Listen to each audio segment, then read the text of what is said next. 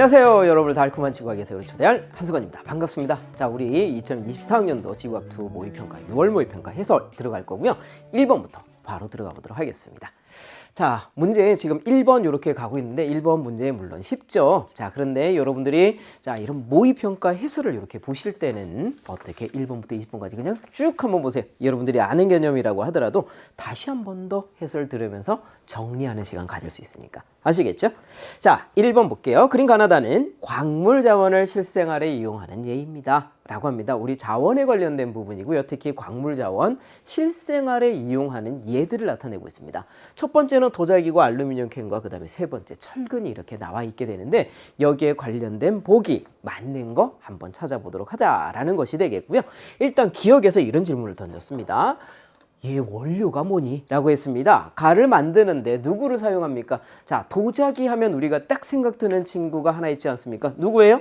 그렇죠. 고령토가 되겠습니다. 자, 여러분들 이제 고령토 하시면 되기 때문에 기억은 일단 맞는 보기로 가시면 돼요. 자, 그러면 고령토에서 기억 맞는 보기다. 여기서 끝내지 마시고 우리 지금 해설이니까 여러분들이 지금 듣고 있으니까 한번 점검은 해주세요. 고령토라고 하는 게 화성광산, 퇴적광산, 변성광산 중에서 어디에서 나올 수 있는지. 그렇죠. 퇴적광산이고요. 퇴적광산에서도 어느 지역에서 표사광산, 풍화잔류광산, 침전광산 세 가지로 나눌 수 있었고요. 어디에서? 풍화잔류광산이었어요. 자, 그래서 어떤 거였냐면 장석류가 정장석 같은 길이 풍화되면서 그 지역에 고령토를 남겨놓게 되고요. 다시 한 번 더 풍화를 받게 되면서 보크사이트를 만들게 되고요. 그 보크사이트는 두 번째 있네요. 알루미늄 캔의 원료가 될 수 있다. 알루미늄 원료다. 이렇게 되는 것입니다. 니은 한번 보여주셔서 그래서 이제 두 번째 이야기가 나오죠. 나의 원료 광물은 자 보크사이트. 자 알루미늄의 원료니까 보크사이트예요. 보크사이트는 방금 얘기했듯이 풍화되고 남고 풍화되고 남고 풍화 잔류광산에 속한다라고 했기 때문에 니은 맞는 보기 되겠습니다. 자 세 번째 디귿 한번 보겠습니다. 다가 있습니다. 철근이니까 당연히 철이겠죠. 그죠? 자, 그런데 철은 우리 지구상에 존재하는 철은 철 단독으로 원소가 존재하는 것이 아니라 항상 산소와 결합이 되어서 산화철, 적철석 형태로 존재하기 때문에 재련 과정을 거쳐야 된다. 따라서 디귿에서 뭐라 그랬죠? 다의 금속 원료 광물은 재련 과정을 통해서 얻는다. 그렇죠. 철만으로 구성된 게 아니라 철과 산소가 결합이 되어 있기 때문에 우리가 철을 뽑아내야 돼요. 산소를 제거하고요. 이런 과정을 뭐라고요? 재련 과정이다.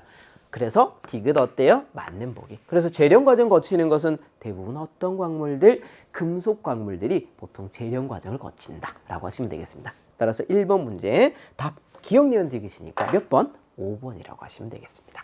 두 번째로 넘어가 볼게요. 자, 두 번째는 우리 태양계가 형성이 되고 주변에 행성계가 형성이 되는 그런 모습을 나타내고 있습니다. 가나다는 성운소를 바탕으로 태양계의 형성 과정 일부를 순서 없이 나타내고 있다라고 얘기합니다. 자, 순서가 없다라는 말이 있어요. 그죠? 우리 항상 문제를 풀 때 지구과학 2뿐만이 아니라 어떤 문제든 순서 없이라고 하는 것이 나오게 되면 결과적으로 보기 위해서는 순서를 결정을 해야 문제가 풀리는 게 있다라는 거죠. 그러니까 여기에서 보시면 순서를 먼저 결정하세요. 그리고 보기를 읽어주시면 되겠습니다. 혹시 정 내가 순서를 결정하기 힘들다라고 하면 일단 보기에서 힌트를 얻은 다음에 순서를 결정해줘도 되겠죠. 자, 일단 성운이 뭉쳐지면서 원반 형태로 만들어지게 되고 중심부에선 태양, 주변부에서 행성이 형성되는 과정이기 때문에 여기서 보면 동그란 친구가 하나 있죠. 가. 성운이 뭉쳐져서 가. 그 다음에 원반, 이제 회전하고 이제 줄어들게 되는 상황이죠. 쭉 줄어들면서 회전이 빨라지게 되고 원반이 형성이 되는 과정이죠. 다 주변에 이제 미행성체들이 막 형성이 되고 있어.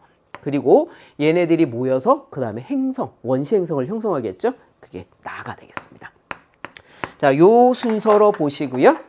기억 니은 디귿 맞는 보기 찾아보도록 하겠습니다. 자, 태양계는 가, 나, 나 순서잖아요. 보기에서 뭐라 그랬죠? 가, 나, 다 순서다라고 했으니까 기억은 틀린 보기예요. 그 다음에 두 번째 한번 보겠습니다. 가의 기체 성분은 이라고 합니다. 여기 있죠. 이제 성운이 모이는 거고요. 우주의 물질들이죠. 가장 많은 물질들이 수소와 헬륨으로 되어 있고요. 뭐 우리 지구에 많다라고 하는 철이라든지 산소 이런 성분들은 여기 입장에서 보자면 아주 극미량이겠죠. 자, 그렇기 때문에 여기 대부분의 구성 원소는 수소와 헬륨. 전체 우주로 생각하세요. 자, 그럼 우리는 왜 이렇게 산소라든지 철 성분이 많나요? 라고 하게 되면 뭉쳐질 때는 수소와 헬륨이 많았을지라도요. 태양이랑 너무 가까이 붙어 있어서 뜨겁잖아요. 그렇기 때문에 이런 가벼운 기체 성분들은 다 날아가게 됩니다. 너무 뜨거우니까 행성의 중력으로 붙들고 있을기 힘들다라는 거죠. 그래서 무거운 것만 남아있다 이렇게 보시면 돼요. 그래서 어쨌든 초기에 모일 때는요. 수소와 헬륨이 대부분이다 라고 보시면 되겠습니다. 자, 수소와 헬륨이다 대부분이라고 했으니까 니은 맞는 보기로 가시면 되겠고요. 그 다음에 디귿 행성의 평균 밀도 방금 얘기했죠. 그죠? 안쪽은 어쨌든 모였다라고 한다면 수소와 헬륨이 주가 돼야 되는 게 맞지만 안쪽은 태양이랑 가깝고 뜨겁기 때문에 기체 분자 운동들이 활발하고요. 활발하기 때문에 행성 자체의 중력을 이탈해버리기 쉽다라는 거죠. 자, 가벼운 친구들일수록. 그렇기 때문에 어때요? 이 친구들을 안쪽은 무거운 것들만 남아있다. 그래서 밀도는 누가 크죠? 니은이 크고요. 바깥쪽에 있는 기억이 밀도가 작습니다. 바깥쪽에 목토천해 행성들은 수소와 헬륨으로 되어 있는 기체형 행성이라고 이야기합니다. 그래서 기억이 크다라고 했으니까 틀린 보기 되겠습니다. 니은 하나 정답이고 답은 2번 하시면 되겠습니다. 자, 다음 3번 문제 넘어가 보도록 하겠습니다. 자, 3번 문제는 어느 영역이 쪽인가요? 라고 우리 해양 에너지 파트, 그러니까 우리 자원이라고 하는 것에서 요 세부 단어로 보면 해양 에너지가 있죠. 그 단원에 속하는 문제가 되겠습니다. 그러니까 여러분들이 어느 정도 이제 개념이 다 잡히셨으면요. 이런 문제들 보시면요. 아, 어느 영역에 해당하는 문제다라고 하는 것들. 특히, 그냥 대기겠지. 큰 틀에서. 해양이겠지. 이런 거보다는 이제 좀 어느 정도 개념 하셨으니까 대단원, 중단원 정도의 목록까지도 어느 정도 떠오르셨으면 좋겠습니다. 자, 일단 3번 문제 읽어볼게요. 우리나라 주변 해역준 A, B, C 구역 나타내고 있고요. 여기 있는 표는 A, B, C에서 조류발전, 조력발전, 파력발전이라고 되는데 이 에너지, 이론적인 잠재량, 그러니까 우리가 이만큼 생성해요 이게 아니라 이 해양에는요 이론적으로 이만큼의 잠재력이 있어. 이만큼이 들어있어. 하지만 사실은 이걸 다 사용하지 못합니다. 예를 들어서 우리 태양빛이 들어오잖아요. 태양 에너지를 100% 다 사용할 수 있는 거 아니잖아요. 그죠? 그런 거랑 똑같다라고 보시면 되겠습니다. 이론적으로 이만큼의 에너지가 있고 이 중에 이제 많아야 몇 퍼센트 사용할 수 있고 이 정도가 되겠죠. 자, 그러면 여기 자료에 대한 설명으로 옳은 것을 한번 골라봅시다. 라고 얘기했기 때문에 자료 보시면서 옳은 거 한번 찾아보도록 하겠습니다. 자, 그냥 이 자료 표 해석이라고 보시면 될 것 같아요. 뭐 A라고 하는 지역이 뭐 조력 발전에 관련된 에너지가 많이 있어요. 이거를 사전적으로 알아라는 얘기는 아닙니다. 그냥 자료 해석이고요. 혹시 여러분들이 뇌 속에, 여러분들의 머릿속에 여유가 있다면 넣어 주셔도 말리지는 않겠습니다. 약간의 기초적인 상식이 될 수도 있는 거니까, 그죠? 자, 일단은 ABC 해역이 있고요. 조류나 조력이나 이런 발전에 관련된 에너지가 되겠습니다. 자, 첫 번째 이제 이야기하고 있습니다. 파도의 에너지를 이용한 발전 방식. 자, 파도에 의한 에너지니까 누구예요? 파력 발전 되겠습니다. 자, 방식의 이론적인 잠재량은, 그러니까 여기 숫자 읽어주시면 돼요. 파도에 의한 이론적인 이 잠재량은 누가 많아요? B가 많네요. 그죠? 어디가 많다고요? C가 가장 크다라고 보기에서 이야기하고 있으니까 당연히 틀린 보기 되겠습니다. 어디서 가장 많다고요? B 되겠고요. 그냥 여기 표 읽을 수 있습니까? 라고 물어본 겁니다. 그 다음 두 번째, 조력 발전 양분의, 자, 그러니까 요거 니은에서 조력 발전의 이론적인 잠재량 분의, 그 다음 누구예요? 조류 발전에 의한 이론적인 잠재량의 비율을 얘기하고 있습니다. 자, 그것을 이야기할 때 누가 가장 큰가요? 라고 이야기합니다. 자, 그러면 B가 가장 크다라고 얘기했는데, 자, B가 가장 큰지를 한번 보도록 하겠습니다. 2.8분의 2, 185.4예요. 그럼 일단 A랑은 확실하게 비교되나요? 왜냐하면 분모는 큰데, 2배 이상 큰데, 분자는 작아요. 그러니까 당연히 B가 큽니다. 그죠? B가 커요. 자, 그 다음에 두 번째로 C랑도 B랑 한번 비교해 볼게요. 자, 요거 조력 발전 한 10배 정도 해볼게요. 분모 있는 거. 28이 나오겠죠. 한참 더 벌어져. 요거 10배 해볼게요. 4가 되겠죠. 조금만 더 가면 조류 발전이야. 자, 그러니까 C 같은 경우는 요거 분의 요거 하게 되면 어느 정도냐라고 하게 되면 한 14배, 15배 정도가 된다라고 보시면 되겠고요. 이와 같은 경우는 한 40배 넘겠다. 그죠? 40배, 50배, 60배 이렇게 되기 때문에 B가 훨씬 큽니다. 따라서 이렇게 대략적으로 비교할 수 있니? 라고 물어본 겁니다. 자, 니 맞는 보기죠. 그죠? B가 가장 크니까. 그 다음 세 번째, 이론적인 잠재량의 합이라고 합니다. 자, 그러니까 이론적인 잠재량의 합, 특히 조류, 조력, 파력 모두 합하세요라고 하는 거고요. A와 B를 비교하세요라고 합니다. 조류, 조력, 파력을 다 더하세요라고 이렇게 얘기합니다. 자, 더하려고 봤더니 얘랑 비슷하고요. 오, 얘도 그러면 이제 비교, 물론 얘네 둘 더하면 당연히 B가 크죠. 그런데 확실하게 파력에서 차이가 크게 나네요. 그죠? 30 정도 차이 나죠? 따라서 B가 A보다는 크다라는 게 확연하게 보이고 있습니다. 그러니까 B가 크다라고 했으니까 디귿 어떤 보기예요? 맞는 보기 하시면 되겠습니다. 이은 디귿 정답이고요. 답은 5번 하시면 되겠습니다. 자, 다음 문제 4번 문제 넘어가 보도록 하겠습니다. 자, 요 4번 문제는 해파의 특성을 알아보기 위한 탐구. 자, 요런 자료는 참 많이 등장하는 그림이죠. 그죠? 이렇게 해파 발생 판이 있고요. 판이기 때문에 여기서 뭐 위에서 찍는다든지 아니면 탁 이렇게 친다든지 하게 되면 출렁하게 갑니다. 그래서 이렇게 전달이 되어서 가다 보면은 이 친구들이 천해파의 성질을 가지고 있기 때문에 수심의 영향을 좀 많이 받기 때문에 쭉 가다가 이게 수심 얕아지는 거 보이시죠? 여기 이렇게 생긴 거 해놨어요. 그래서 파가 A, B, C가 있는데 A 도달할 때 파는 그냥 이렇게 와서 여기 살짝 높아지고 끝나요. 근데 B는 이렇게 오다가 보면 이만큼 높아져 있어요. C는 더 많이 높아져 있죠. 그래서 이 파가 진행하게 되면서 여기 끝으로 오면 올수록 천해파의 성질을 확실하게 가지게 될 거예요. 특히 C 같은 경우는. 그렇기 때문에 루트 GH, 우리 천해파의 속도가 어떻게 되겠습니까? 하면 루트 GH. 자, 여기 파장의 20분의 1이라고도 딱 줬어요. 그죠? 이 천해파예요. 그러니까 수심의 영향을 받습니다. 여긴 얕으니까 느리게 들어올 거야. 천천히 들어올 거야. 시간이 많이 걸릴 거야. 이렇게 해석할 수 있단 말이에요. 자, 그렇기 때문에 여기 자료를 딱 보시면 도달 지점 A, B, C 누가 제일 먼저 도달할 거라고? 누가 시간이 제일 짧을 거라고요? A라는 거죠. 그리고 C가 가장 시간이 길 거다라는 겁니다. 따라서 시간이 이렇게 길다라고 보시면 되겠습니다. 이런 조건도 좋고요. 그죠? 자, 그러면 이렇게 해석하고 기억, 니은, 디귿 맞는 보기, 틀린 보기 한번 골라내 봅시다. 기억. 자, 일단 옳은 거고요. 결론이 타당할 때 옳은 것을 골라주세요 라고 얘기합니다. 일단 기억은 맞나 틀리나 보도록 하겠습니다. 기억과 니은이 있는데 요게 크다라고 보기에서 얘기했어요. 그러니까 당연히 기억은 틀린 보기 되겠습니다. 그죠? 틀린 보기고요. 그 다음 두 번째 니은 볼게요. ABC 중에서 도달한 파의 속도가 가장 큰 거 누구니? 라고 합니다. A입니다 라고 이렇게 얘기했는데, 자, 파가 전달이 되다 보면 여기 수심이 얕다라고 했죠. 그죠? 요만큼 수심이 요 정도예요. 이렇게 점점 수심이 얕아지고 있어요. 그러니까 여기가 빠른 거예요. 시간이 짧게 걸리는 거죠. 따라서 도달한 파의 속도는 짧게 걸린 A가 빠르다라고 얘기할 수 있습니다. 그쵸? 시간이 짧으면 속력이 빠른 거 아니에요? 동일한 거리를 가는데, 그지? 그 다음에 디귿 한번 볼게요. C에 도달한 파는 천해파의 특성을 가지게 됩니다. 그렇죠? C에 도달한 파는 파장의 수심이라고 하는 친구가 파장의 20분의 1 이내로 되는 친구. 자, 이런 친구들이 어때요? 천해파이다. 그래서 디귿 천해파입니다. 맞는 보기 되겠습니다. 참고로 천해파 말고 뭐 있어요? 우리가 항상 비교할 때 심해파가 있었고요. 수심이 파장의 2분의 1보다 깊은 곳이어야 된다. 이런 것이 있었습니다. 그 친구 혹시 속도 어떻게 됐었죠? 그 친구? 심해파는요? 이것도 그냥 천해파 문제이긴 하지만 심해파도 같이 등장하는 거 외워주셔야죠. 그죠? V는 얼마예요?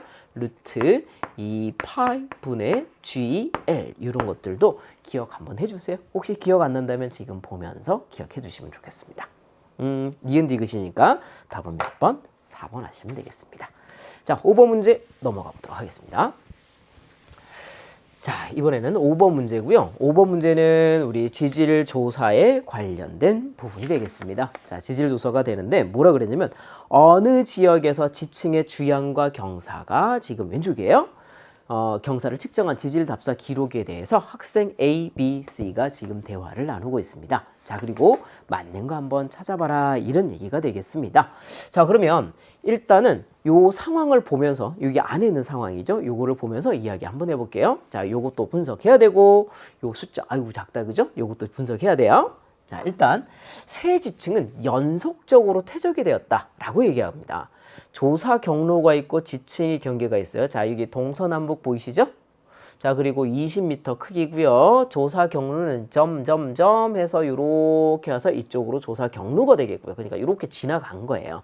그랬더니 지층이 가다가 이렇게 석회암이 등장하다가 쉐일이 등장하다가 끊기고 사암이 등장하고 쉐일이 등장하고 다시 석회암이 등장한다 라고 얘기했고요.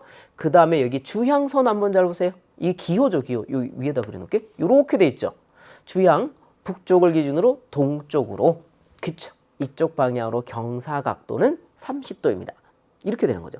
아, 그러니까 석회암, 여기가 쉐일, 경계에 약간 경사 방향이 어느 방향 나오니 북서쪽으로 쭉 내려갑니다. 북서쪽으로 얘도 내려가네요. 근데 얘는 표시 안 돼 있죠? 근데 얘는 어때요? 오른쪽으로 내려갑니다. 오른쪽으로 내려갑니다. 고도는 모두 동일하다고 했어요. 그러니까 수평인 면에 대해서 우리가 조사를 했더니 여기를 어떻게 축으로 어떤 모습이 등장합니까? 대칭. 반복 아니로 대칭. 대칭이 등장하기 때문에 습곡일 가능성이 상당히 높습니다. 우리가 반복이 되면 자, 왼쪽으로 경사, 왼쪽으로 경사, 여기도 왼쪽, 왼쪽 이런 형태로 이게 또 석회암기랑 쉐일이랑 바뀌어야 되겠네. 대칭, 반복이 된다면 그 같은 경우는 보통 우리가 단층 이렇게 하시면 되는데 여기는 대칭이죠. 그죠? 습곡 이렇게 하시면 되겠고요.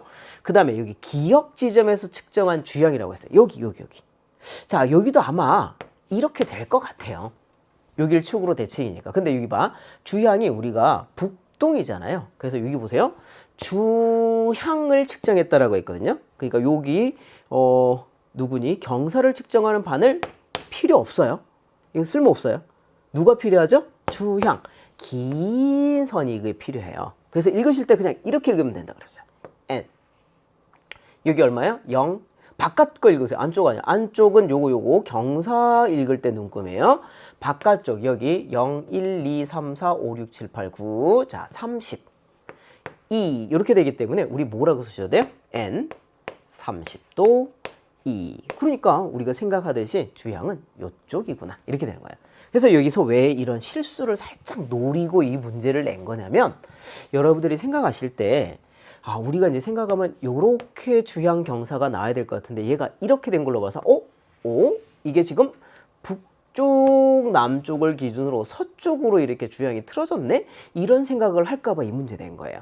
그래서 다시 한 번 더 말씀드리지만 주향 방향은 사실은 요 바늘 방향이 아니라 이게 뭐예요? 주향선이에요. 이게 주향선이에요. NS라고 된 친구 있죠? 이게 주향선이에요. 왜냐면 클리노미터를 크게 딱 맞춰놨으니까. 나침반이 가리키는 방향이 이게 사실은 자북이고요. 우리가 웬만한 문제는 자북과 진북이 일칭하는 걸로 나오게 됩니다. 그러니까 여기가 북쪽이고 이게 주향이냐. 너 동쪽으로 틀어진 거구나. 이렇게 해석하시면 돼요. 그러니까 이 그림 보고 이렇게 생각하시면 안 된다. 어떻게? 주향 왼쪽으로 갔네. 서쪽 이러시면 안 된다라는 거죠. 자, 그래서 여기 학생 ABC 다룬 내용 이야기 한번 해보도록 하겠습니다. 자, 습곡 구조가 있습니다. 맞는 얘기입니다. 그러니까 여기를 기준으로 대칭성이 보이고요. 약간 어떤 느낌이 드냐면 이렇게 보시면 될 것 같아요. 자, 이렇게 해주시고요. 고도가 같다라고 했으니까 이렇게 해주시고요.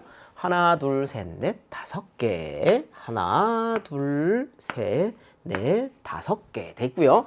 왼쪽 2개는 왼쪽으로 경사. 이렇게 이층으로 오른쪽 경사. 이렇게 나와 있는 거예요. 그러니까 위로 이렇게 약간 솟아있는 구조였을 것이고요. 풍화 침찍돼서 이렇게 고도가 같은 면으로 나온 겁니다. 따라서 습곡 구조가 나오고요. 위로 솟아있는 구조가 되기 때문에 배사 구조입니다. 기역 지점의 주향은 이렇게 읽으시면 안 된다 그랬죠. 그죠? 어떻게 읽으라고요? N32라고 읽으셔야 되겠습니다. N30도 2. 자, 그 다음에 학생 C 세 지층 중 가장 오래된 거는 이 친구죠. 그죠? 순서상으로 보니까 가운데 있는 친구죠. 누구야? 3이 되겠습니다. 쉐 1층이야? 틀렸습니다. 누구라고요? 4암이 되겠습니다. 학생 A만 맞기 때문에 답 몇 번? 1번 하시면 되겠습니다. 자, 여기까지 5번 문제였습니다. 이제 6번 문제 넘어가 보도록 하겠습니다. 자, 6번 문제고요. 6번 문제는 편서풍 파동에 관련된 물음이 되겠습니다. 자, 보면서 이야기해 볼게요. 뭐라 그랬지? 문제에서 그림은 북반구 중위도. 우리 대기 문제는요, 항상 북반구, 남반구 요거 잘 보셔야 돼요. 북반구 어느 지역에서 혹은 남반구 어느 지역에서 혹은 그냥 지구상의 어느 지역에서. 그러니까 북반구라고 하는 건 확실하게 북반구라고 주는 겁니다. 그러니까 어떤 지역에서라는 말을 쓰게 되면 아마 북반구와 남반구가 각각 등장할 가능성이 상당히 높습니다. 북반구만 북반구라고 딱 확실하게 줄 거예요. 자, 북반구 중위도 상공에서 편서풍 파동과 그에 따른 지상의 기압 배치를 나타낸 것입니다. A, B, C, D는 모두 500헥토파스칼 등압면상에 위치한다 라고 얘기하는 거고요. A, B, C, D가 있고 이 지역이 다 뭐냐면 500헥토파스칼 등압면상에 위치한다라는 말을 썼기 때문에 그냥 이런 그림도 하나 그려볼게요. 자, 지상의 동서남북 있죠? 저쪽으로 갈 수가 어느 쪽이에요? 북쪽입니다. 그래서 지금 여기를 북쪽에 중위도 상공이야. 여기가 북쪽이고요. 여기를 남쪽이라고 하겠습니다. 자, 그리고 여기 지면이 이렇게 있고요. 여기 관찰자도 이렇게 서 있다. 중위도 지역에 우리가 서 있다. 자, 연직 구조가 되겠습니다. 자, 그런데 500헥토파스칼 구조는 전반적으로 어떻게 되어 있나? 라고 하게 되면 고위도 지역은 낮고요. 저위도 지역은 높게 나오게 됩니다. 전 지구적인 구조예요. 왜냐라고 하면 저위도가 따뜻하기 때문에 공기가 팽창하고 그로 인해서 어떻게 되는 거죠? 고도가 높게 나타나게 되는 거죠. 그래서 여기 고도가 높게 나타난다. 여기는 고도가 낮게 나타난다. 자, 그러면 A, B, C, D가 있기 때문에 만약에 예를 들자면 이런 거예요. 아마 C는 고도가 이게 약간 좀 남쪽에 있는 거잖아요. 그러니까 C는 한 이런 고도에 있다라고 한다면 A와 B는 이런 고도에 있을 수 있고요. 그죠? 그 다음에 D는 고도가 가장 낮은 곳에 있다. 이렇게 보시면 되겠습니다. 자, 그리고 여기에서 이 등 앞면에 수직 방향으로, 즉 이쪽 방향으로, 직각 방향으로 기압 경도력이 작용할 것이고요. 이렇게 실제로는. 근데 이것을 나눌 거예요. 연직으로 나누고 수평으로 나눌 거예요. 자, 이렇게 나누게 되면 연직은 보통 정역학 평형 상태에 있기 때문에 우리가 항상 생각해 줘야 되는 건 이렇게 나눴을 때 수평 방향의 기압 경도력이다. 그러니까 북쪽으로 기압 경도력 작용하고 남쪽으로 전향력 작용하기 때문에 현재 이 그림에서 뚫고 들어가는 방향으로 바람이 불어야 된다. 즉 서풍 계열의 바람이 불 것이다 라는 것입니다. 이렇게 서풍이 불게 되고요. 자, 그 다음에 이렇게 불게 될 때 우리 편서풍 파동 이런 얘기 나오죠. 자, 보시면 여기가 기압 마루 쪽인데요. 어느 쪽으로 돌고 있니? 시계 방향으로 돌고 있고요. 우리가 경도풍 이야기할 때 이 친구는 고기압성의 경도풍이다라고 합니다. 자, 이 친구는 이렇게 기압 골 쪽이고요. 어떻게 반시계로 돌게 되죠, 그죠? 저기압성 경도풍이 되겠습니다. 자, 보통 일반적으로 다른 조건이 다 동일하다고 하면 고기압성 경도풍이 빠르기 때문에 빠르게 들어와서 천천히 나가는 구조가 되겠고요. 여기가 뭐가 되겠죠? 수렴. 그래서 공기가 쌓이고요. 이 쌓인 공기가 하강하게 되면서 지상에 고기압을 유도하게 됩니다. 그러니까 얘가 고기압이 생겨서 얘가 만들어졌다라기보다는 얘가 먼저 원인이고요. 그로 인해서 지상에 고기압이 유도가 됩니다. 그럼 반대로 천천히 들어와서 빨리 빠져나가기 때문에 여기는 뭐가 된다? 발산. 공기가 모자라네. 그러니까 어떻게 하라고요? 밑에서부터 끌어올리세요. 저기압이 유도된다. 자, 요 내용이 정리가 되면 문제는 다 풀립니다. 자, 기억 내용 보고 디귿 보고 바로 선택할게요. 기억. A 지상에는 고기압이 나타난다. 예.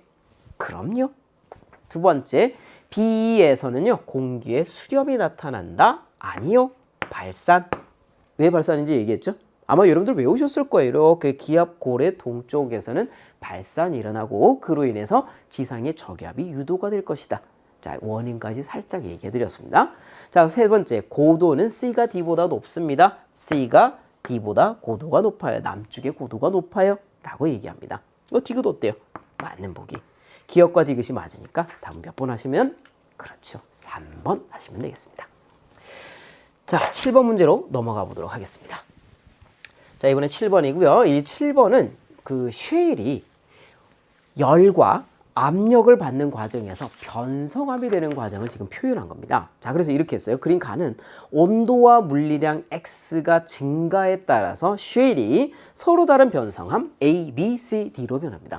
자, 쉐일이 접촉 변성 형태로 온도가 높아지면서 홈패스로 돼요. 이게 아니라 온도와 또 다른 무언가 하나를 통해서 여러 개의 순차적으로 다른 변성함이 생기고 있는 거잖아요. 광역 변성이란 뜻이고요. 열과 압력이므로 X라고 하는 친구가 당연히 압력임을 알 수가 있습니다. 자, 그리고 변성 정도가 점점 심해짐에 따라서 물론 이 문제에서 이 암석 이름이 뭐냐라는 것까지 필요는 없겠지만 A 누구예요? 전파남. B 이름 뭐예요? 천매암. C 이름 뭐예요? 편암. 편암. 자, 그리고 D 이름 뭐예요? 편마암.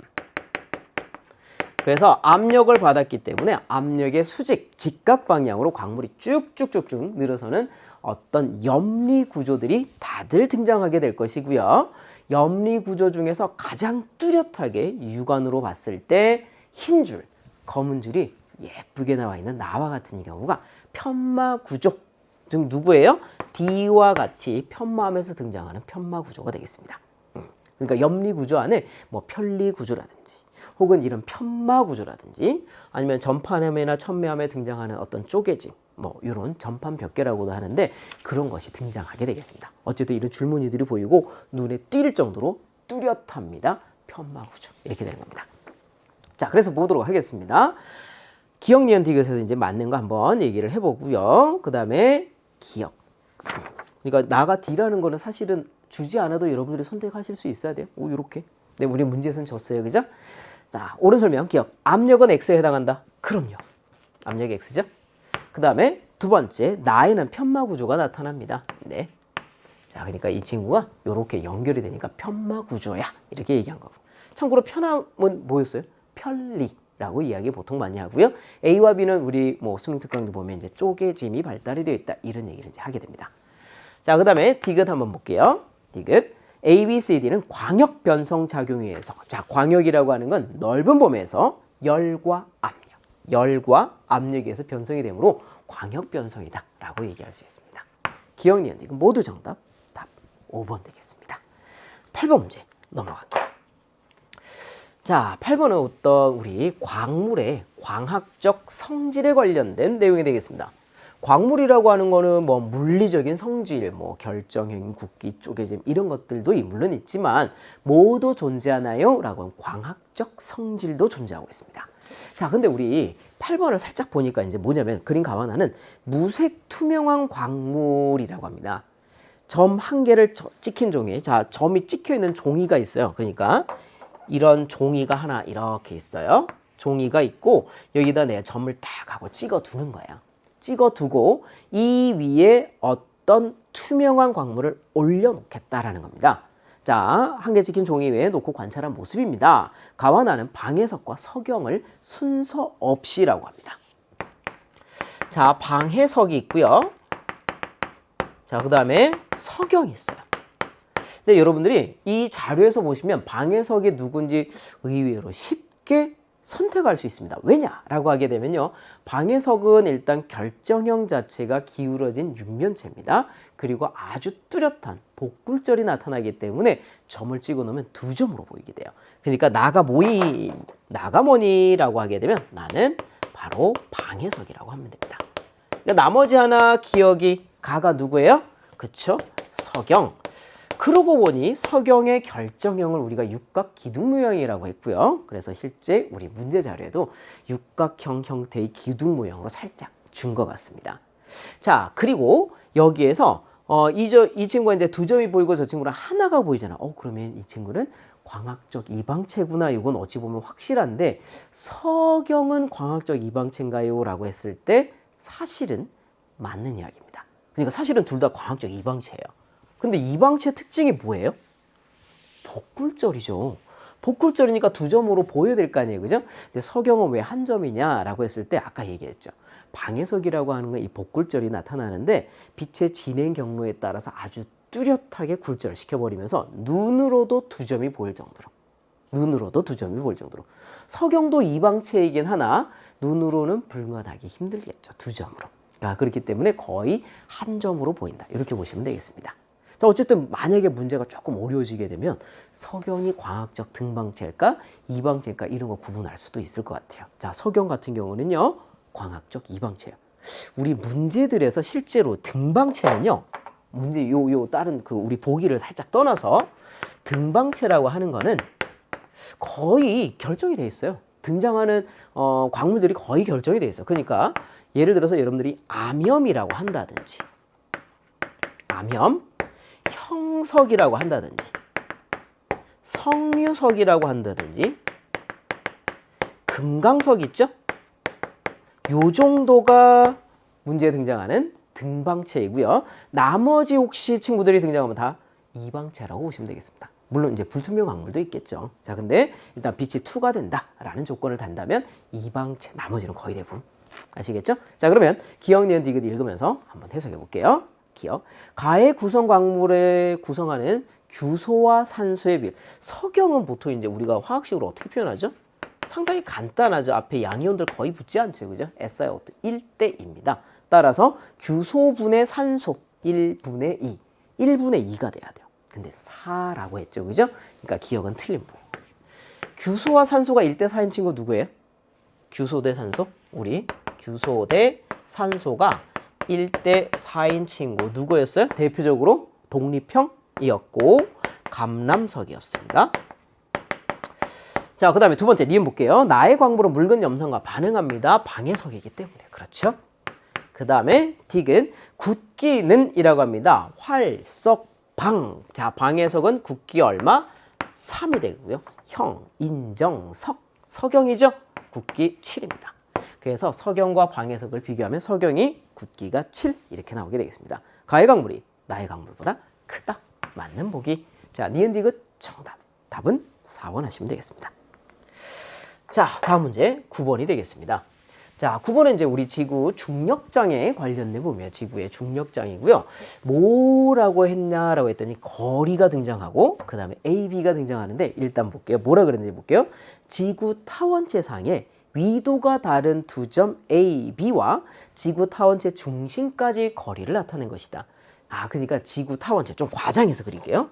지구 타원체가 이렇게 생겼어. 이렇게. 자, 여기가 적도 축이고요. 자, 그리고 여기 세로로 북극, 남극 축을 이렇게 만들겠습니다. 자, 그러니까 이런 지구 타원체상의 A, B 두 점인데 하나는 거리가 어때요? 가깝고 멀다. 그죠? A가 가깝고 그러니까 잘 보세요. 어디까지 거리라고요? 타원체의 중심까지 거리가 하나는 가깝고요. 하나는 멀다. 이 뜻이 됩니다. 그러니까 누가? 가까운 친구가 누구예요? A죠. 그죠? A가 거리가 가깝다며. 그러니까 A가 이렇게, B가 이렇게 되는 거죠. 이런 상황이 되겠습니다. 그래서 위도로 따졌을 때 고위도 누구니? A 이렇게 되는 겁니다. 자, 그러니까 위도 따지세요. A가 B보다 커요. 그 다음에 지구 타원체상의 어떤 모습이기 때문에 이런 것도 한번 생각해 볼게요. 표준 중력이 있어요. 어떻게 되나요? 고위도로 갈수록 표준 중력 크죠. 만율이 크고 원심력이 주니까 따라서 A가 B보다 크다. 이런 거 생각해 주시면 되겠습니다. 그러면서 보기 보면서 얘기해 볼게요. 자, 보기에서 A는 B보다 고위도입니다. 라고 했습니다. 그죠? 기억은 맞는 보기. 자, 그 다음에 두 번째 니은 한번 볼게요. 나의 광물은 죄송합니다. 8번을 읽었네요. 9번. 표준 중력의 크기는 이라고 합니다. B가 A보다 크다. 틀렸죠. 그죠? 그 다음에 디귿 한번 보겠습니다. 만율력 분의 원심력. 자, 만유인력 분의 원심력의 크기예요. 자, 그러면 A를 한번 기준으로 볼게요. A 고위도죠? 만율력 커요. 고위도죠. 회전 반경 작기 때문에 원심력 작아요. A가 확실하게 B보다는 작습니다. 분모는 크고 분자는 작으니까. 그러니까 A가 작고 B가 커야 돼요. 그래서 디귿에서 뭐라 그랬죠? A가 크다라 그랬어요. 그러니까 뭐예요? 틀린 보기 되겠습니다. 기억 하나 정답이고요. 답은 1번 하시면 되겠습니다. 자, 다음 문제 10번으로 넘어가 볼게요. 자, 여기 보시면 그림은 이라고 얘기합니다. 자, 요 그림 조금 복잡해 보이는데 한번 잘 해석해 보자고요. 우리나라 서해안의 해안선으로부터 동쪽에 있는 육지의 세 지점 A, B, C가 있다 라고 얘기합니다. 자, 그러니까 우리나라 서해안이니까 뭐 이런 내용이죠. 우리나라를 살짝 한번 그리면 그냥 이렇게 한번 그려볼게요. 이렇게. 자, 우리나라가 있어. 서해안이가 어디예요? 서해안은 여기를 얘기합니다. 이렇게 서해안으로부터 서해안의 동쪽에 있는 육지의 세 지점. 자, 여기 기준으로 동쪽, 동서남북 어떻게 돼요?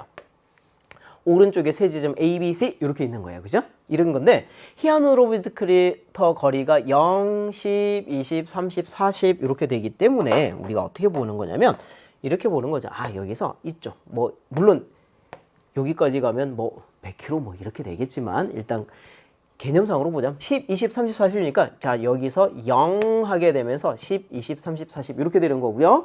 A, B, C라고 하는 지점이 뭐 해안선으로부터 점점 멀어지나 봐. A는 해안선으로 좀 가까운 지역이고요. B는 조금 먼 지역이고요. C는 이렇게 되는 지역. 아, 그러니까 뭐 다시 한번 보자면 이런 거 아닐까요? 해안선 이렇게 있고요. 자, 해안선 이렇게 위치하고 있고요. 그 다음에 여기 어느 지점에서부터 이렇게 동쪽으로 선을 긋고요. 자, 여기가 10km, 20km, 30km 이렇게 있을 때 아마 A 지점 같은 경우는 10km 정도 지점에 있는 것 같고요. B 지점에 20 조금 넘어가는 지점에 이렇게 있는 것 같고요. 그 다음에 C라고 하는 지점은 30, 40 이 정도의 C 지점이 있는 것 같아요. 자, 이런 내용이 되겠습니다. 자, 해안으로부터 이제 몇십 킬로미터 안쪽에 보통 우리가 해류풍이라고 하는 게 중간 규모 순환이기 때문에 보통 규모는 100km 이내가 되겠습니다. 미규모, 중간 규모, 종간 규모, 지구 규모 이렇게 이제 가게 되는 거예요. 종간 규모 이제 요거 넘어 종간 규모는 뭐 고기압, 저기압, 태풍과 같이 100km 이상의 수평 크기를 가지는 친구입니다. 자, 일단은 이 친구는 종간이 아니라 중간 규모고요. 전향력을 크게 고려하지 않습니다. 자, 그러니까 이렇게 되고 그 다음에 이제 시간축을 한번 잘 보겠습니다. 시간이 T1에서 T9까지라고 했습니다. 자, 그러니까 여기서부터 여기까지 어떻게 된다고요? 아래쪽에서 위쪽으로 쭉 시간이 흘러간다고요. 그러니까 시간이 이렇게 흘러가다가 보면 자, 여기서 요런 데 있죠? 오, 요쪽에서 되게 동풍이 강하죠. 그러니까 이게 확실한 뭐예요? 육풍이 됩니다. 자, 육풍은 낮이에요, 밤이에요? 밤 이렇게 되는 거고요.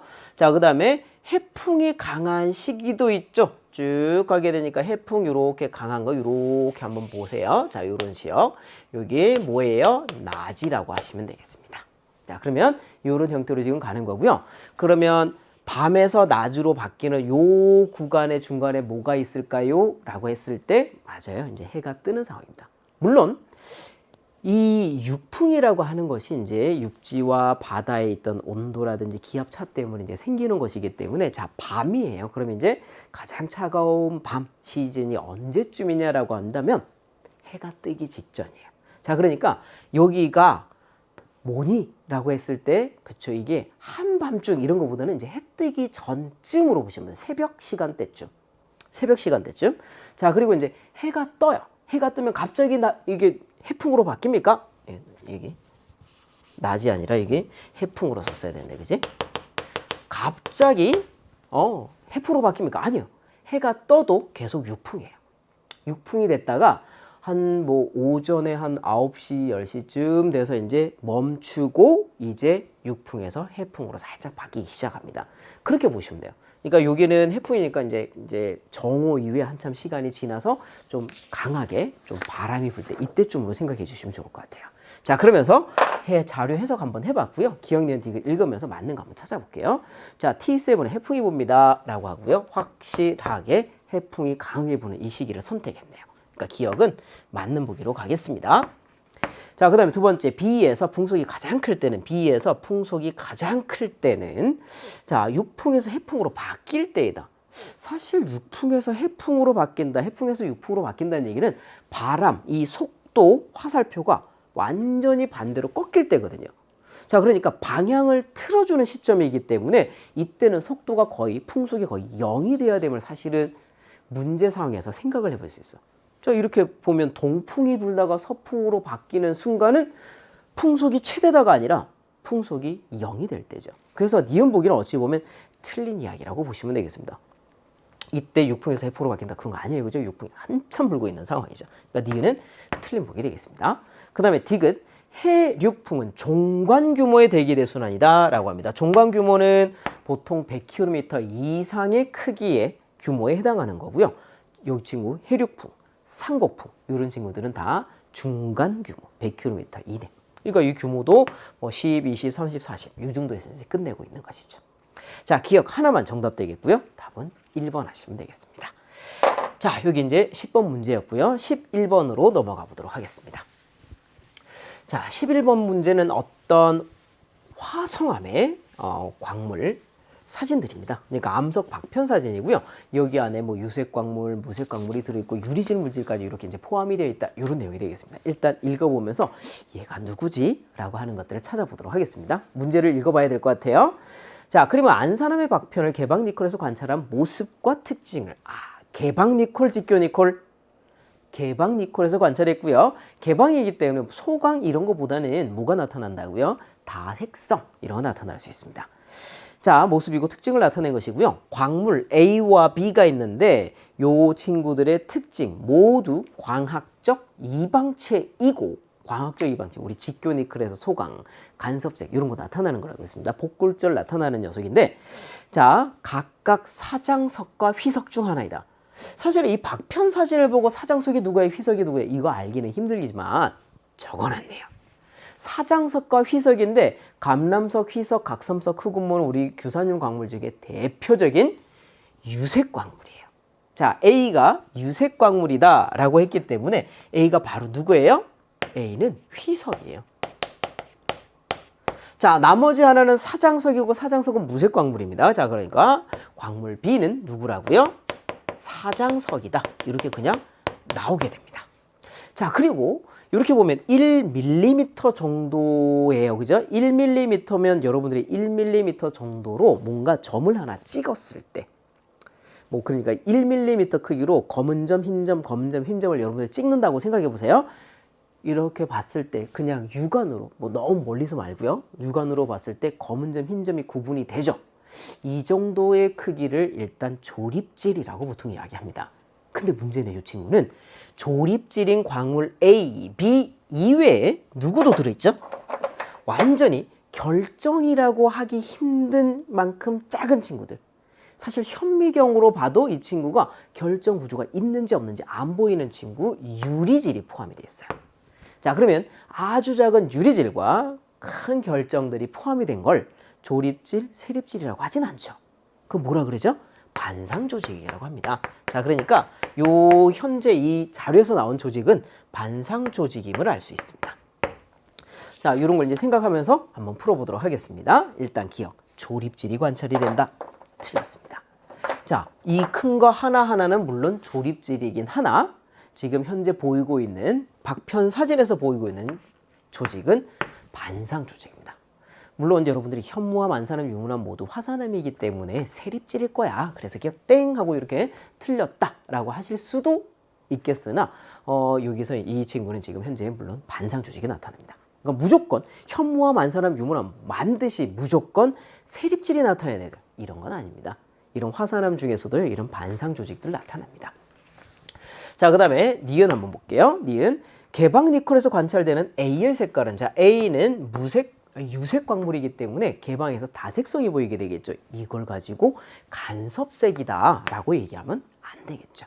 세 번째, B는 직교니콜에서 재물대를 360도 회전하게 되면, 자, 휘석과 사장석은 모두 뭐예요? 광학적 이방체라고 이야기했습니다. 따라서 직교니콜에서 4번의 소강현상이 나타날 수 있습니다. 그 얘기를 하고 있네요. 360도 회전하면 4번의 소강현상이 나타난다. 맞습니다. 디귿 정답. 답은 2번 하시면 되겠습니다. 자, 11번 문제였습니다. 자, 이제 12번으로 넘어갈게요. 우리 한반도의 지질 계통에 관련된 내용이 되겠습니다. 자, 문제 읽어보기 전에 보시면은 왼쪽은 우리 퇴적이죠. 우리 고생대 조선누춘군, 평안누춘군, 중생대 대동누춘군, 경상누춘군, 신생대 연일층군 해서 이렇게 나타나 있고요. 여기 C나 B나 A에다가 이렇게 빈칸 뭔가를 이름을 적어 놓지 않은 걸로 봐서 이 친구가 이름이 누구냐, 혹은 이 층군들 혹은 이렇게 누층군들의 특징이 뭐냐, 이런 것들을 물어볼 것 같고요. 그 다음에 오른쪽에는 뭔가 성캄브리아 시대 중생대 있으니까 나머지가 고생대가 신생대일 거 아니에요, 그죠? 암석의 양의 분포를 뜻하는 거였습니다. 우리나라에서 가장 많은 것은 성캄브리아 시대의 변성암류들이 가장 많습니다. 여기 성캄브리아 시대 제일 많이 차지해요. 그 다음에 이제 중생대가 되겠고요. 그 다음에 지금 여기는 이제 암석이기 때문에 여기 고생대, 신생대 이렇게 가시면 될 것 같아요. 일단 문제 읽어볼게요. 가는 우리나라 지질계통이다. 일부. 오른쪽 우리나라에 분포하는 암석의 지질시대별 분포입니다. 그러니까 고생대는 보통 우리 태저가 많이 분포하고 있고요. 성캄브리 시대는 주로 변성암이고요. 중생대는 화성암과 태저암 다 많고요. 그러니까 이제 양이 많나 봐. 그 다음에 기역 같은 경우는 신생대의 어떤 퇴적암이라든지 혹은 신생대 화산 활동도 많잖아요. 화산 쇠설물이라든지 이런 것들, 화산 지역들, 화산암들 이런 것들 이제 포함한다고 보시면 되겠습니다. 그럼 이름 다 나왔다. 신생대, 고생대고요. 조선누춘군, 평안누춘군, 대동누춘군, 여기 경상누춘군, 연일춘군까지 이렇게 되겠습니다. 자, 그럼 옳지 않은 것 찾아봅시다 라고 얘기합니다. 자, 일단 1번 한번 볼게요. 기역 A는 기역시기에다. A는 기역시기다. 연일층군 신생대다. 맞는 이야기죠? 자, 그 다음에 2번 한번 볼게요. 니은은 고생대입니다. 자, 니은 11% 차지하는 거. 요거는 여러분들이 숙지할 수밖에 없어요. 그죠? 여기 있는 자료로 아는 게 아니라 가장 많은 거 성캄브리아 시대 암석, 중생대 암석, 고생대, 신생대 암석 이렇게 외워주셔야 됩니다. 자, 고생대다 맞는 이야기 되겠습니다. 자, C에서 해성층이 발견이 됩니다. 예, 조선누춘군 해성층입니다. 왜냐라고 하게 된다면 평안누춘군 중간 정도까지 잘라서 여기가 다 뭐예요? 해성층. 석회암 보통 나오게 되고요. 그 다음에 여기서부터 이 중생대 전범에 있죠? 여기는 육성층이라고 하시면 되겠습니다. 그러니까 해성층과 육성층으로 나뉩니다. 연일층군은 해성층, 육성층 다 있어요. 그러니까 이 앞쪽으로 가지고 해성이냐 육성이냐 이렇게 따져줄 수 있겠죠. 바다죠? 디귿 해성층이 발견이 된다. 맞습니다. 그리고 해성층 발견되니까 여기 혹시 어떤 암석 나와요? 라고 하게 되면 석회암이에요 라고 하시면 되겠습니다. 석회암 주로 많이 나와요. 석회암. 육성층의 이제 대동두충군 정도까지는 우리 석탄층도 많이 나오고 있고요. 자, 그 다음에 4번 한번 볼게요. B는 대보조선운동 이전에 생성이 됩니다 라고 합니다. 자, 우리가 중생대가 우리 현생 누대에서 가장 활발한 지각변동이 있던 시기가 되겠습니다. 자, 이때 평안누춘군, 대동누춘군 사이에 송림변동, 앞글자만 딸게요. 송림변동, 대동누춘군과 경상누춘군 사이에 대보조선운동, 자, 그 다음에 이 친구 끝날 때, 경상누춘군 끝날 때 불국사 변동 이렇게 들어가게 됩니다. 따라서 B는 대보조선운동 이후에 퇴적이 된 겁니다. 대보조산 이전에 생성이 됐다. 4번 틀린 보기예요. 4번이 정답이겠습니다. 자, 5번 한번 읽어볼게요. 자, 5번 B에서 공룡 발자국 화석이 발견이 된다. 그럼요. B 경상누춘군, 경상남도 고성 쪽에 가면 그 공룡 발자국 화석이라는 이런 거 많잖아요. 중생대 퇴적층이기 때문에 공룡 화석 많이 나온다라고 합니다. 자, 5번은 맞는 이야기 되겠습니다. 12번 틀린 답 4번 하시면 되겠습니다. 자, 이번에 13번으로 넘어가 보도록 하겠습니다. 자, 13번은 우리 지상풍이에요. 자, 지상에서 부는 바람이고요. 마찰력과 기압 경도력과 전향력이 평형이 되면서 아마 바람이 부는 것 같습니다. 근데 문제를 보니까 하나는 육지고 하나는 바다다. 이렇게 얘기하고 있습니다. 일단 읽어볼게요. 가와 나는 각각 육지와 바다에서 부는 지상풍의 모습을 나타낸 것입니다. 자, 문제를 읽어보시면 누가 육지예요? 누가 바다예요? 선택하라라는 문제인가요? 다시 읽어볼게요. 가와 나는 각각 육지와 바다에서 부는 지상풍의 모습을 나타낸 것이다. 순서 없이 이런 거 아니죠? 그러니까 여러분들 그냥 이렇게 하시면 돼요. 이게 육지고 이게 바다다. 이렇게 하시면 되겠고요. 만약에 육지 바다를 주지 않았다라고 얘기한다면은 지금 현재 등압선과 나란하게 원래는 마찰력이 없다는 거 봐야 되는데 이 친구는 많이 꺾여 있고 이 친구는 적게 꺾여 있죠. 마찰력이 크다라는 뜻이고요. 마찰력이 작다라는 뜻입니다. 자, 그렇기 때문에 육지와 바다 중에서 바다가 마찰력이 작아요. 그렇기 때문에 어찌 보면 육지보다는 등압선과 좀 더 나란하게 불리는 경향이 나타나게 되겠습니다.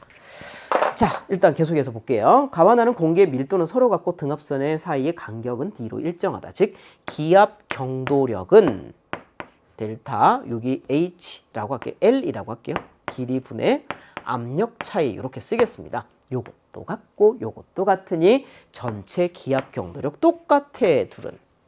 이렇게 이야기하고 있고요. A와 B는 동일 위도상에 있고요. 동일 위도상에 있고요. 화살표는 풍향만을 나타낸 것이다.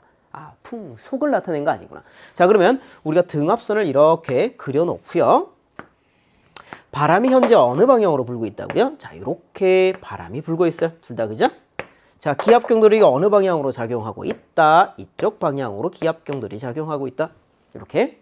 자, 그래서 그 기압 경도력 요만큼이라고 할게요. 이렇게.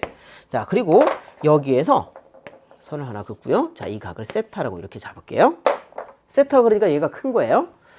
자, 바람 방향 직각 오른쪽으로 전향력 반대편으로 무엇? 마찰력 작용하게 되고요. 얘네들이 어느 정도 힘의 크기냐라고 하게 되면 자, 요 정도 할게요. 이렇게 했을 때 마찰력 얼마만큼이야? 그리고 전향력 얼마만큼이야? 이렇게 쓸 수 있습니다. 자, 여기가 뭐예요? 이게 전향력이고요. 여기가 마찰력입니다. 이렇게 이제 쓸 수 있는 거죠. 그러니까 지금 현재 둘은 기압 경도력이 같다. 그러니까 여기가 오른쪽이어야 세타가 작죠. 세타가 작으니 어떻게 되냐면 전향력이 큰 거예요. 전향이 왜 크냐고요? 전향력이 크기는 자, 여기 세타니까 이렇게 볼게요. 세타. 여기 점 찍고 얘 세타. 그럼 여기 삼각형 한번 딱 보세요. 기압 경도력이라고 하는 이 힘의 크기에 코사인 세타 이렇게 나와요. 자, 전향력이라고 하는 친구는 기압 경도력 곱하기 코사인 세타 이렇게 나오기 때문에 세타가 작으면 작을수록 전향력 큰 겁니다. 이렇게 이제 판단하시면 돼요. 그러니까 이쪽이 전향력 크고 풍속 빠르고 라고 보시면 되겠죠. 자, 이 친구 풍속 빠른 거예요. 이렇게 판단하셨다면 끝났습니다. 기억 낸 디귿 읽어볼게요.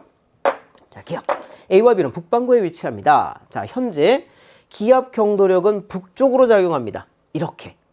그렇다면 나머지 힘, 마찰력과 전향력이 이렇게 작용해야 되므로 이거 만약에 남반구면 전향력이 이쪽으로 작용할 거 아니에요. 그죠? 마찰력은 어쨌든 반대편이니까. 그러면 힘이 하나, 둘, 셋이 평형이 안 돼요. 남반구가 될 수는 없어요. 북반구예요. 기억 맞는 보기. 그 다음에 두 번째, 기압 경도력의 방향은 A와 B에서 같습니다. 크기도 같고 방향도 같아요. 둘은. 왜냐하면 밀도도 같고 등압선의 간격도 같다라고 했으니까. 세 번째, 지상풍에 작용하는 전향력은 방금처럼 해석해보니 이 친구가 어떻다고요? 크다고요. 풍속도 빠르다고요. 왜냐고요? 마찰이 적으니까. 따라서 디귿은 디귿 뭐라고 했죠? 전향력은 A가 크다라고 했네요. 전향력이 크다는 얘기는 결과적으로 풍속이 빠르다는 얘기예요. 왜냐하면 전향력이라고 하는 거는 이렇게 쓸 수 있잖아요. E, V, 오메가, 사인, 위도. 위도도 같다 그랬거든요. 그렇기 때문에 전향력이 크다는 얘기는 풍속이 빠르다는 얘기. 이렇게 되는 겁니다. 이쪽이 더 빨라요. 마찰력이 작으니까. 따라서 기억과 니은 정답이고요. 답은 3번 하시면 되겠습니다. 14번으로 넘어가 볼게요. 자, 14번은 어떤 거니? 쓰나미입니다. 자, 쓰나미에 관련된 문제가 되겠고요. 여기에 지진이 발생했고 쓰나미가 전달되어 가는 이런 것들을 시간에 따라서 1시간 뒤, 3시간 뒤, 5시간 뒤, 2시간 간격이네요. 표시를 한 겁니다. 자, 해파의 도착 시간을 나타낸 겁니다. 지진에 의한 옳은 설명 찾아봅시다 라고 얘기했기 때문에 바로 찾아볼게요. 그러니까 요거는 뭐 그냥 자료 해석 문제라고 보시면 될 것 같아요. 일단 기억 한번 볼게요. 기억에서 뭐라 그랬니? 이 해파는 B보다 A에 먼저 도착한다. 이건 그냥 읽으면 되는 거 아니에요? 자, 여기서 진앙에서 발생한 해파가 A에는 11시간 만에 도착하고요. B에는 얼마? 13시간 만에 도착합니다. 그러니까 A가 뭐예요? 먼저 도착한 거예요. 자, 뭐라 그랬죠? B 지점보다, 지점 B보다 지점 A가 먼저 도착한다. 그럼 기억은 맞는 보기예요. 자, 그 다음에 두 번째 니은 한번 볼게요. 평균 수심을 물어봅니다. 자, 쓰나미, 지진의 일은 1000회파예요. 1000회파가 되기 때문에 전달 속도는 루트 어떻게 쓸 수 있다? GH라고 쓸 수 있습니다. 즉, 속도가 빠르다라는 것은 안에 밑에 수심이 깊다라는 뜻이에요. 쓰나미는 파장이 워낙 길기 때문에 1000회파의 성질을 가지고 있죠. 자, 그러니까 여기 기억과 니은을 잘 보시면 기억은 똑같은 2시간 동안에 이만큼을 진행해서 간 거고요. 니은은 이만큼을 진행해서 간 겁니다. 누가 많이 갔어요? 기억이. 속도 누가 빨라요? 기억이. 누가 수심이 깊어요? 기억이. 따라서 이음 보기 다시 읽어볼게요. 뭐라 그랬죠? 평균 수심인 기억이 니은보다 깊다. 그럼 니은은 맞는 보기 되겠습니다. 자, 그 다음에 디귿 한번 볼게요. 디귿은 뭐라 그랬죠? 이 해파는 10회파이다. 방금 얘기했죠. 지진에 의해서 발생한 해파는 1000회파다. 왜? 파장이 워낙 길기 때문에. 따라서 10회파가 아니라 1000회파로 취급해 주셔야 되겠습니다. 기억, 니은 정답 되겠습니다. 기억, 니은 정답이니까 답 몇 번? 3번이라고 하시면 되겠죠. 자, 자료 해석에 관련된 문제, 쓰나미는 1000회파다 라는 거 다시 한번 기억해 두시고요. 15번으로 넘어가 볼게요. 자, 15번은 뭐 자료가 뭐 나름 조금 어렵긴 하나 충분히 여러분들이 해석 가능한 부분이라고 보시면 되겠습니다. 뭐냐라고 했더니 지역류가 흐르고 있는 해역의 지점 A에서 E까지 A, B, C, D, E 나타내고 있는데 오른쪽에 이제 자료를 보는 거예요. 자, 왼쪽에는 이제 어느 방향으로 움직입니다. 이거 자료는 없고요. 오른쪽에 무슨 자료가 나있냐면 수온의 연직 분포를 나타낸다. 자, 이 자료에 대해서 옳은 거를 찾아주되 조건 잘 보세요. 단 200m 수심에서 압력은 일정하고. 자, 그리고 두 번째 밀도는 수온에 의해서 결정이 된다. 자, 그러니까 여기 중앙 부분 있죠. E가 있는 지역이 이 AB 단면 동서단면으로 보든 DC 방면, CD 방면 남북 방향으로 보든 이쪽이 상당히 온도가 높습니다. 근데 이 온도가 결과적으로 뭐에 영향을 준다고? 밀도에 영향을 주고요. 그 다음에 200m에서 뭐가 같다고요? 압력이 똑같아요. 자, 보세요. 그러면 C에 해당하는 물기둥, E에 해당하는 물기둥, D에 해당하는 물기둥이 모두 동일한 압력을 만들어내지만 E는 온도가 높기 때문에 밀도가 낮아요. 따라서 우리가 생각해 볼 수 있는 건 해수가 물 기둥이 얘가 이 정도 두께고 얘가 이 정도 두께라고 한다면 중요한 거는 D는 뜨겁기 때문에 물 기둥이 커야 돼요. 밀도가 작으니까. 왜냐면 밀도에 영향을 주는 건 누구밖에 없다? 수온밖에 없다. 그러니까 E가 다른 지역 A, B나 C, D보다는 물 기둥이 어떻다? 두껍다. 그래서 해수가 지금 어떻게 되어 있는 거예요? 해수면의 경사가 이렇게 되어 있는 거예요. 해수면의 경사가 이렇게 되어 있는 거죠. 즉, 이 기준으로 쫙 높아져 있는 거예요. 그러니까 요거를 다시 한번 그리자면 약간 이런 느낌이라고 하셔야 될까? 이렇게 해수가 높이 있어요. 어느 지역이? 이 지역이. 여기가 이 지역이고 A 지역이고 B 지역이고 여긴 그럼 뭐예요? C 지역이고 저기 안쪽이 D 지역 되겠습니다. 자, 그러면 이런 형태로 해수면의 경사가 생겼기 때문에 한쪽 보세요. 해수면의 경사, 수압 경도력 왼쪽, 전향력 오른쪽 따라서 뚫고 들어가는 방향으로 바람이 불게 되고요. 아, 바람이 아니죠. 여기는 해수죠. 그럼 지역류가 이렇게 움직이려고 합니다. 자, 위에서 내려다보면 시계 방향으로 도는 걸로 보여야 된다라는 것이죠. 이게 15번이죠. 자, 그러면 해석됐으니 보기 보면서 이야기해 볼게요. 자, 뭐라 그랬습니까? 기억. A, B, C, D, E 중에서 해수면의 높이는 E가 가장 높다. 그럼요. 두 번째, 니은 보겠습니다. 이 A에서 지역류에 작용하는 전향력의 방향은 서쪽이다 라고 합니다. A에서 이 지역류에 작용하는 누구? 전향력의 방향은. 자, 여기서 보시면 수압 경도력이 왼쪽이죠. 서쪽으로 향하고 전향력은 오른쪽으로 동쪽으로 향하게 됩니다. 근데 전향력이 서쪽이다 라고 했으니까 니은은 틀린 복이에요. 수압 경도력이 서쪽인 겁니다. 그 다음에 E를 중심으로 시계 반대 방향. 자, 우리가 위에서 내려다보면 C에서 A, D, B 쪽으로 가는 흐름이 생기잖아요. 이렇게 흐름이 생기기 때문에 이게 시계 방향이 되겠습니다. 근데 시계 반대 방향이라고 했으니까 디귿은 틀린 보기 되겠죠? 기억 하나 정답이고요. 답은 1번 하시면 되겠습니다. 자, 15번이었습니다. 이제 16번으로 넘어가 보도록 할게요. 자, 16번은 어떤 자료인가요? 라고 해서 보이고 있는데 조석 자료입니다. 자, 뭐라고 했는지 한번 볼게요. 우리나라 어느 해역에서 관측한 한 달 동안 해수면의 높이 변화를 시간과 날짜에 따라서 나타내고 있습니다. 자, 한 달 동안 1일부터 29, 30, 31일까지 시간에 따라서 0시, 12시, 24시까지 나타내고 있습니다. 자, 그리고 해수면의 높이가 있는데 요 그림에서 검을수록 어때요? 만조라고 보시면 되겠습니다. 따라서 우리가 요걸 이제 해석하실 때 어떻게 보시면 되냐면 여기가 어디라고요? 만조예요. 여기가 언제라고요? 만조. 혹시 만조에서 만조까지 우리가 흔히 조석주기라고 하고요. 조석주기 얼마로 혹시 배우셨어요? 12시간인가요? 네, 25분 정도라고 배웠습니다. 따라서 12시간 25분이고요. 다음 날 보세요. 다음 날 12시간 25분 되면 얘가 등장합니다. 이렇게 등장하죠?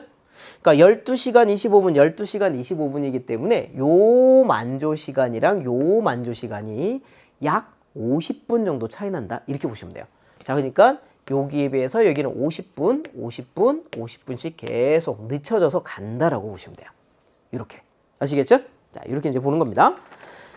자, 옳은 설명 한번 찾아봅시다. 자, 이 자료 이제 해석이니까 옳은 거 한번 찾아볼게요. 기억. 3일날 하루 동안 고조가 나타나는 횟수는 3일날이라고 했습니다. 자, 3일이니까 1일, 2일, 3일이니까 여기 있네요. 자, 이때 만조, 즉 고조가 되겠죠. 두 번 나타났네요. 그죠? 한 번 나타났다. 그럼 이거 확실하게 틀린 거다. 그죠? 요건 그냥 기억은 자료 해석. 이걸 만조라고 하는 거니, 혹시 고조라고 하는 거니? 라고 이거 물어보는 거네요. 그 다음 두 번째 님 볼게요. 11일날, 11일을 보겠습니다. 자, 11일 보는데 만조 높이가 점점 옅어지는 거 확인하셨어요? 점점 만조가 어때요? 만조 높이가 줄어들고 있어요. 지금 뭐냐면 해수면을 보게 되면 조석 주기도 이렇게 지워야겠다. 자, 이렇게 만조 하면서 커지다가 살인날 나오고 그 다음에 조금날 나오고 살인날 나오고 이렇게 가잖아요. 그러니까 만조가 점점 줄어들고 있는 거예요. 그죠? 그 다음에 간조 같은 경우는 점점 높아지고 있는 상황이고요. 자, 그렇기 때문에 11일 정도 되면 만조와 간조의 해수면의 높이 차이가 그렇게 큰 것 같지 않아요. 즉 뭐예요? 이때가 조금이 되겠습니다. 자, 그래서 조금은 언제 나타나게 되니? 달의 위상이 상현이나 하현, 반달 모양일 때 나타나는 겁니다. 자, 그러니까 11일 같은 경우가 뭐 상현이나 하현 같은 이런 경우지 삭, 망 이런 거는 아닌 것 같아요. 니은에서 삭이나 망일 때일 것 같아요 라고 했기 때문에 니은 보기는 틀린 보기로 하시면 되겠습니다. 자, 그 다음에 세 번째 한번 볼게요. 자, 세 번째는 뭐를 얘기하냐면 여기 이 중간에 그림이 하나 있죠. 그죠? 10일 간격. 10일 간격에 이 기억이라고 하는 게 있습니다. 여기는 뭐냐면 기억이 몇 분 정도 되겠니? 이렇게 얘기하는 거죠. 방금 우리 얘기했듯이 뭐예요? 만조가 계속 뒤쳐지는데 하루에 약 50분가량. 그러니까 12시간 25분이니까 얼마 되죠? 24시간하고 플러스 50분입니다. 자, 그러니까 여기서부터 여기까지가 딱 24시간이에요. 그러니까 여기 다음에 여기가 얼마 뒤쳐진다고요? 50분. 이거를 몇 번 하라고요? 열흘을 하라는 겁니다. 50분, 10번 정도 하게 되면 약 500분 정도의 시간이 생기죠. 이렇게 쳐지게 됩니다. 따라서 기억은 500분가량 될 거야. 따라서 여기서 보시면 뭐라 그랬죠? 400분 이상이다 라고 했기 때문에 맞는 보기 되겠습니다. 참고로 여러분들 10일이 500분이면 30일이면 얼마 정도 되는 거예요? 30일 하게 되면 우리가 대략적인 계산, 정확한 계산 아니에요? 약 1500분 되는 거 맞죠? 자, 근데 한 달 정도 지나고 나면 이렇게 쭉 가서 한 달 정도 지나고 나면 다시 원위치 될 거예요. 여기로 한 달. 그러니까 하루 차가 딱 생기는 거죠. 하루는 1440분입니다. 하루 30일은 이렇게 하고요.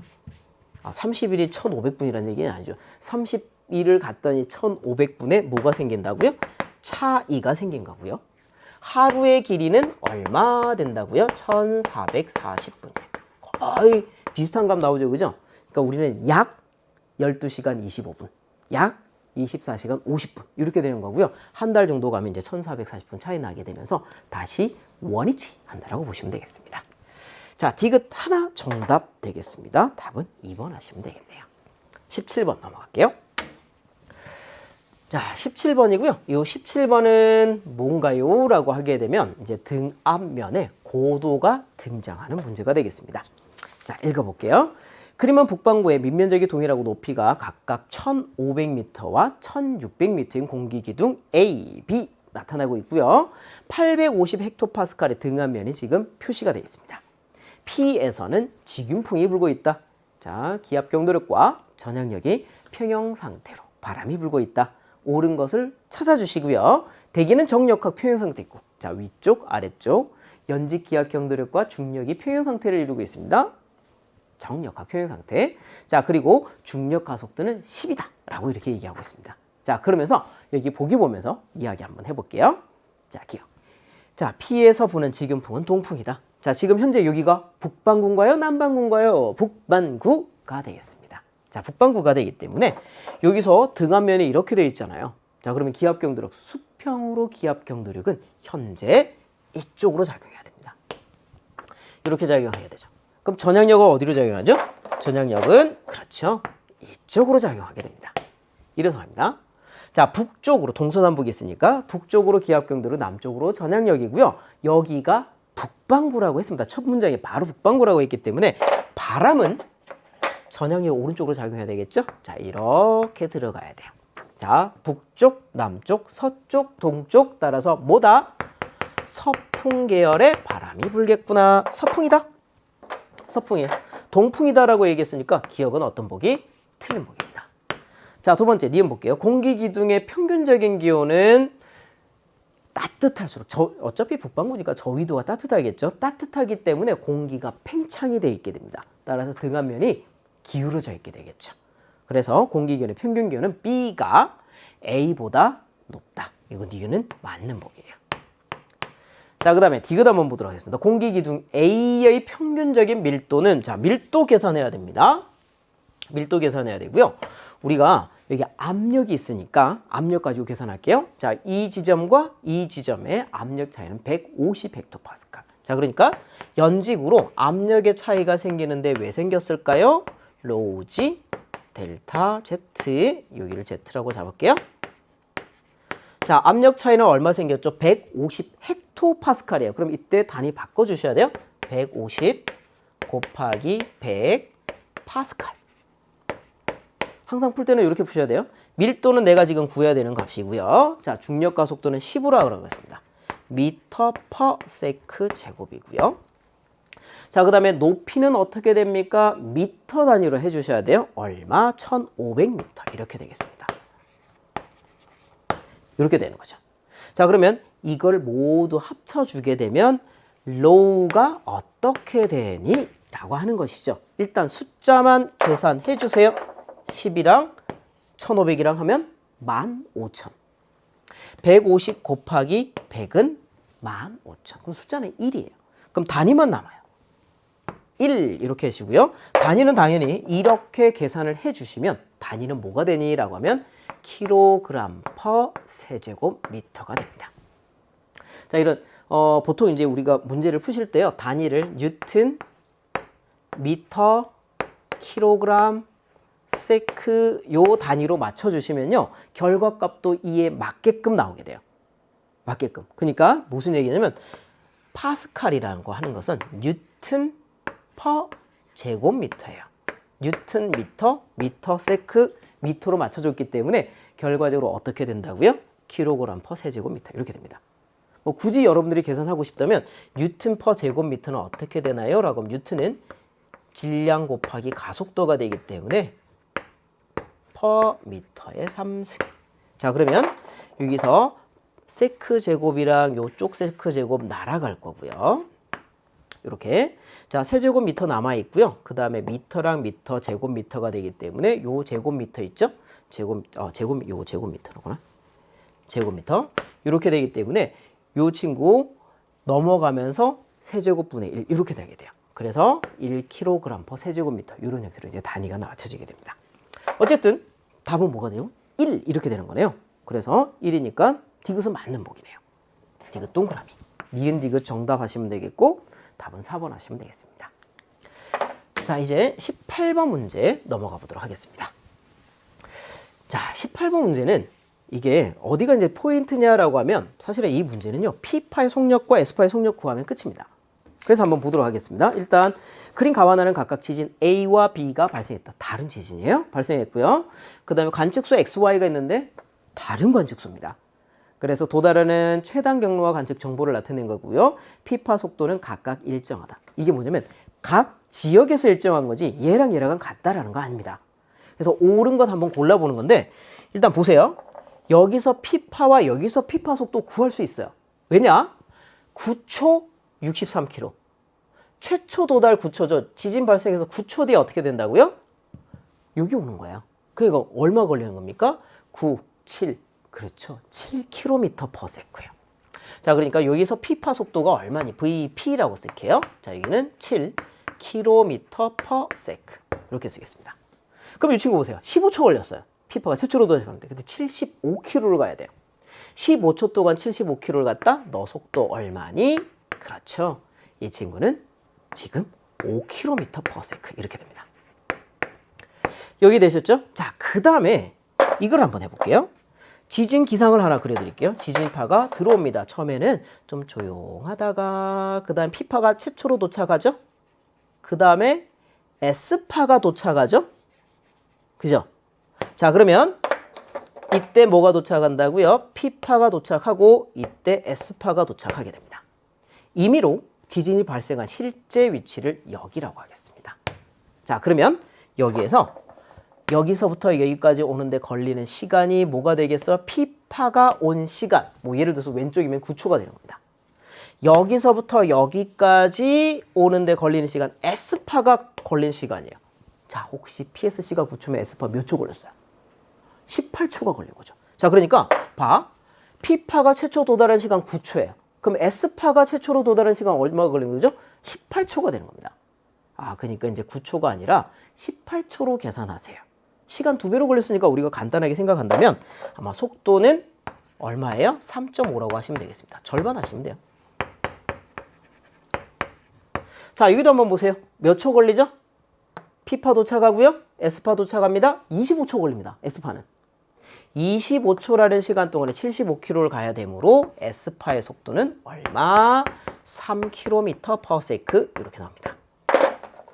이렇게 해주시면 생각보다 쉽게 풀 수 있을 것 같습니다. 보겠습니다. 가에서 S파는 지진 발생 후 9초 뒤에, 아니죠.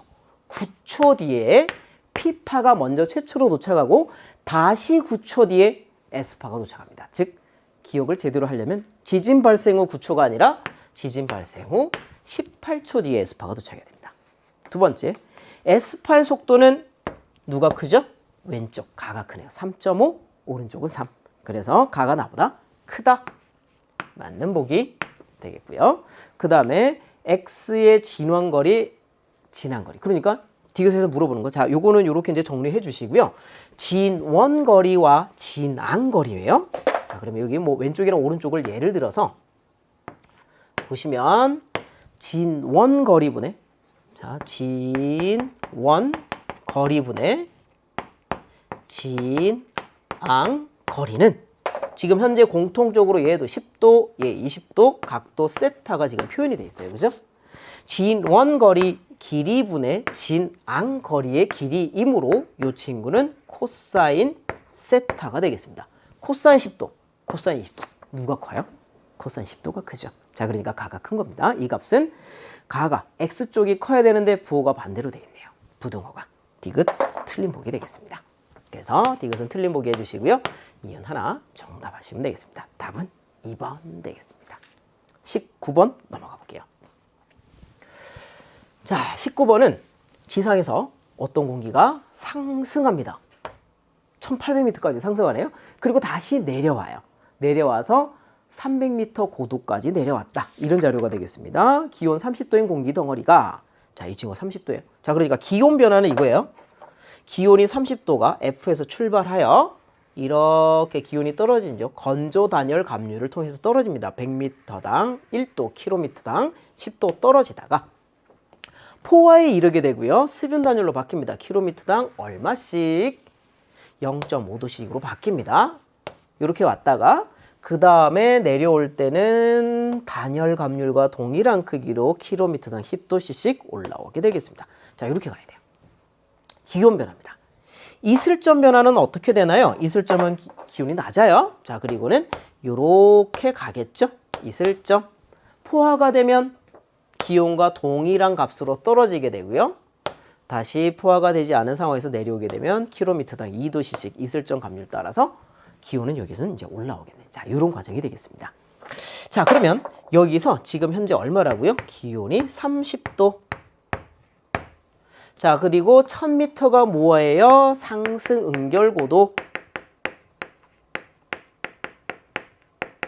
따라서 상승 응결고도가 1000m가 되기 때문에 여기서 차이 얼마? 8도. 그래서 얼마? 여기는 22도씩 이렇게 하시면 되겠습니다. 자, 한번 보겠습니다. 기억. 높이 0m에서 출발한 공기 덩어리 이슬점은 22도입니다. 맞는 보기죠? 여기다 할게요. 자, 두 번째, 니은. 산을 내려오는 공기 덩어리 기온 변화는 여기서 요거다. ASD. 이렇게 되겠습니다. 맞는 보기. 그 다음에 디귿. 높이 300m에서 공기 덩어리 상대 습도는 산을 넘은 후가 넘기 전보다. 자, 넘기 전에 기온, 이슬점 차이 이만큼이죠. 이렇게 됩니다. 넘고 난 후에 내려올 때 기온과 이슬점 차이는 많이 벌어지죠. 그죠? 결과적으로 이렇게 보시면 돼요. 상대 습도는 포화 수증기 양분의 현재 수증기야. 자, 상대 습도. 자, 상대 습도는 포화되어서 들어갈 수 있는 수증기 양분에 현재 들어있는 수증기 양 곱하기 100을 하시면 돼요. 자, 그런데 포화 수증기 양은요, 기온이 높으면 높을수록 커요. 즉, 내려오는 공기가 분모가 크다는 얘기입니다. 현재 수증기 양은 이슬점과 관련돼요. 이슬점이 높으면 높을수록 현재 수증기 양이 많아요. 근데 내려오는 공기는 이슬점이 작아요. 분자는 작아요. 즉, 산을 타고 내려오는 공기는요, 상대 습도를 구할 때 분모는 크고요, 분자는 작기 때문에 상대 습도가 상당히 낮아져 있습니다. 따라서 둘을 비교할 때 내려오는 공기가 상대 습도가 낮고 타고 올라가는 공기 상대 습도가 높아야 돼요. 다시 한번 볼게요. 산을 넘은 후가 넘기 전보다 높다. 틀린 보기죠. 자, 기억, 니은 정답이고요. 답은 3번 하시면 되겠습니다. 자, 다음 문제 20번 보도록 하겠습니다. 해수가 있고요. 현재 지형류가 흐르고 있는 상황입니다. 보겠습니다. 그러면 정력학 평형과 지형류가 이루는 북반구 어느 지역에서 동서남면입니다. 옳은 것을 골라주시고요. 밀도 일정 중력 가속도와 2오메가 사인 위도에 해당하는 값을 현재 주고 있습니다. 자, 그러면서 보기 보면서 바로 해볼게요. 자, 기억. 첫 번째, 수압은이라고 합니다. 자, 수압은 당연히 이렇게 물기둥에 의해서 나타나므로 수압은 A보다는 B가, B보다는 C가 큰 겁니다. A가 B보다 크다. 틀린 보기죠.